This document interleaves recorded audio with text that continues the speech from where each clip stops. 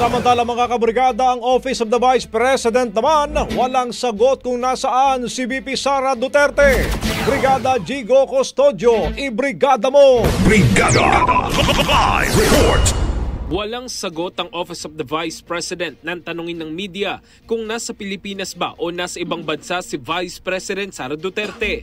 Pero ayon kay OVP spokesperson Attorney Ruth Castelo, okay lang ang bise at tuloy ang kanyang trabaho. Sinabi pa ni Castelo, involved palagi si VP Sara sa lahat ng kanyang programa kahit na wala ito physically dahil sa kanya pa rin nanggagaling ang lahat ng instructions. July 28 nang bumalik sa Pilipinas mula South Korea si VP Sara at kinabukasan agad siya nagtungo sa Marinduque para sa kanyang 3-day activity. In the heart of changing lives, ako si Brigada Jigo Custodio ng 105.1 Brigada News of Manila, the Music News Authority.